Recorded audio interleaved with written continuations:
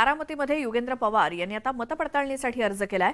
बारामतीत विधानसभा निवडणुकीत अजित पवारांविरोधात युगेंद्र पवारांनी निवडणूक लढवली होती आणि या हाय व्होल्टेज लढतीत अजितदादांनी त्यांचे पुतणे युगेंद्र पवारांचा दारुण पराभव केला। या पराभवानंतर आता युगेंद्र पवारांनी निवडणूक अधिकाऱ्यांकडे मतपडताळणीसाठी अर्ज केलाय। बारामतीतली विधानसभा निवडणूक ही अजित पवार विरुद्ध युगेंद्र पवार अशीच महत्त्वाची झालेली होती। मात्र आता निकाल लागल्यानंतर विधानसभेच्या निवडणुकीचा निकाल लागल्यानंतर जो काही अजित पवार यांचा तिथे विजय झाला आणि युगेंद्र पवारांचा पराभव झाला, त्यानंतर अजित पवारांविरोधात निवडणूक लढवलेले युगेंद्र पवार यांनी आता मतपडताळणीसाठी अर्ज केलेला आहे। निवडणूक अधिकाऱ्यांकडे मतपडताळणीसाठी युगेंद्र पवारांनी अर्ज केलाय। आपल्या पराभवानंतर बारामतीतल्या या हाय व्होल्टेज लढतीमध्ये अजित पवारांनी त्यांचे पुतणे युगेंद्र पवारांचा दारुण पराभव केला। मात्र आता मतपडताळणीसाठी युगेंद्र पवारांनी अर्ज केलाय। म्हणजे एकूणच एक प्रकारे या निकालावरतीच त्यांनी आक्षेप घेतलाय। कोणत्या भागामध्ये कशी किती मतं मिळाली याची पडताळणी पुन्हा करण्यासाठी युगेंद्र पवार यांनी निवडणूक आयोगाकडे अर्ज केलाय।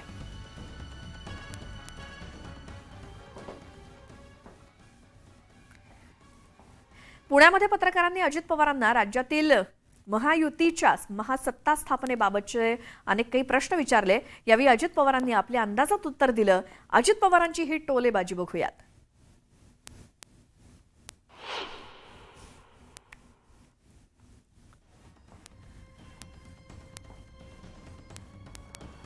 तर पुण्यातल्या काही पत्रकारांनी अजित पवारांना नेहमीप्रमाणे सत्ता स्थापनेसंदर्भातले काही प्रश्न विचारले आणि यावेळी अजित पवारांनी त्यांच्या नेहमीच्या शैलीमध्ये नेहमीच्या अंदाजात जी काही उत्तरं दिली त्यावेळीची अजित पवारांची टोलेबाजी ऐकण्यासारखी। पुण्यामध्ये काही पत्रकारांनी त्यांना सत्ता स्थापनेसंदर्भातले प्रश्न विचारले असता अजित पवारांची टोलेबाजी बघायला मिळाली।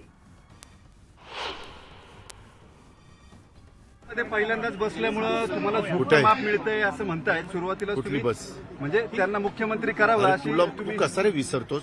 मी 48 का 72 तास आम्ही दोघांनी सरकार चालवलं।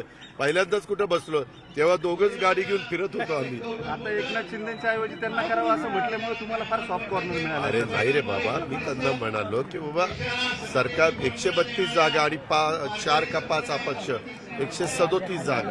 137 आकडा काही एका पक्षाचा लहान आकडा नाहीये। लोकशाही आपण मान्य केली पाहिजे।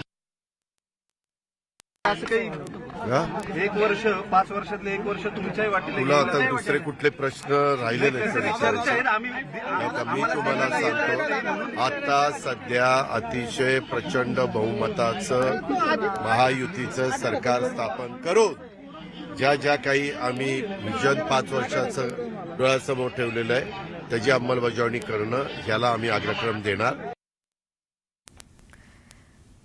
पुढची बातमी बघूयात। शरद पवारांच्या पक्षाच्या आमदारांची आज बैठक होणार आहे। विधिमंडळ गटनेत्याची निवड आणि त्याचसोबत इतर महत्त्वाच्या विषयांवरती या बैठकीत चर्चा होणार आहे। दुपारी 3 वाजता मुंबईतल्या बलाड इस्टेट इथल्या कार्यालयात ही बैठक होईल। या बैठकीला जयंत पाटलांसोबतच राष्ट्रवादीचे आमदार आणि मुख्य नेते उपस्थित राहणार असल्याचं कळतंय। गटनेतेपदासाठी जयंत पाटील आणि जितेंद्र आव्हाड यांची नावं चर्चेत असल्याची माहिती मिळते। तर आज राष्ट्रवादी काँग्रेस शरदचंद्र पवार पक्षाच्या नेत्यांची मुंबईमध्ये दुपारी 3 वाजता बलाड इस्टेट इथल्या कार्यालयामध्ये बैठक होणार आहे। शरद पवारांच्या पक्षाचे सर्व आमदार नेते महत्त्वाचे नेते या बैठकीसाठी उपस्थित असतील। विधिमंडळ गटनेत्याची या पक्षाच्या निवड होण्याची आज शक्यता आहे। जयंत पाटील आणि जितेंद्र आव्हाड यांची नावं चर्चेत आहेत। मनोज जरांगे पाटील आज देवदर्शन दौरा करणार आहेत। सकाळी संतरवाली सराटी इथून मनोज जरांगे देवदर्शनाला निघालेत। सुरुवातीला तुळजापूरला कुलस्वामिनी भवानी आईचं ते दर्शन घेतील। त्यानंतर ते लगेचच पंढरपूर इथे विठ्ठल रुक्मिणीचं दर्शन घेतील। त्यानंतर जरांगे पुन्हा अंतरवालीला परतणार आहेत। बुलढाणा जिल्ह्यातील धाड गावामध्ये टिपू सुलतान जयंतीनिमित्तानं काढण्यात आलेल्या मिरवणुकीदरम्यान 2 गटात तुफान राडा, दगडफेक झाली, जाळपोळ झाली। धाड पोलिसांसोबतच बुलढाणा जिल्ह्यातील पोलिसांची अतिरिक्त तुकडी धाड परिसरामध्ये दाखल झाली असून पोलिसांनी ही परिस्थिती नियंत्रणात आणली आहे। रात्री उशिरापर्यंत पोलिसांकडून समाजकंटकांची धरपकड सुरू होती आणि 33 जणांवरती पोलिसांनी गुन्हे दाखल केले असून 15 जणांना पोलिसांनी अटक केली आहे। तर पोलिसांनी जाळपोळीनंतर रस्त्यावरती पडलेली तसंच जळलेली वाहनं स्वतः बाजूला सारत नागरिकांना शांततेचं आवाहन केलंय. त्यानंतर आपलं हे कोण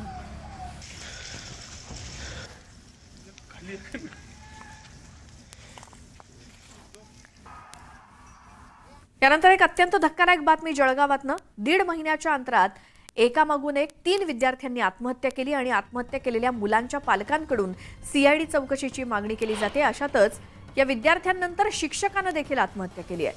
या प्रकरणाच्या सखोल चौकशीची मागणी पालकांसोबतच नागरिकांनी केली.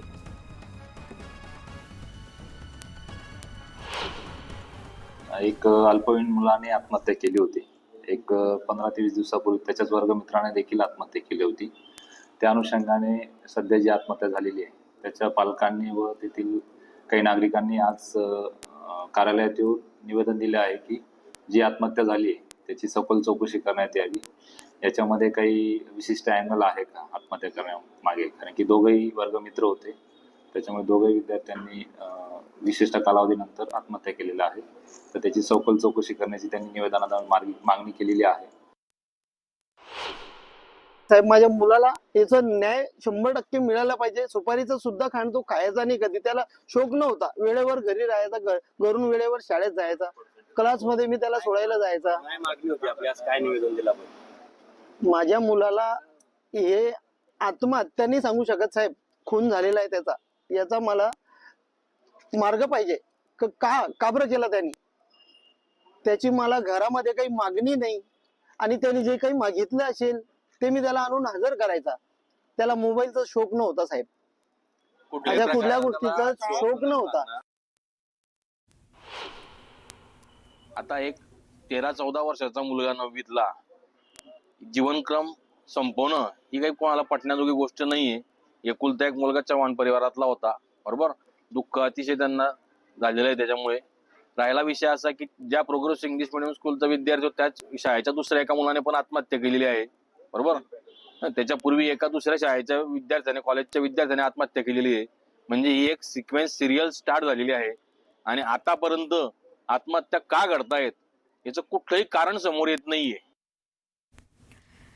कुर्ला डेपो इथे सुरू असलेल्या विकास कामासाठी खोदण्यात आलेल्या खड्ड्यामध्ये पडून 5-7 वर्षीय मुलाचा मृत्यू झालाय. उज्ज्वल रवी सिंग असं मृत्यू झालेल्या मुलाचं नाव असून तो बाजूच्या वत्सलाताई नाईक नगर या विभागामध्ये राहत होता.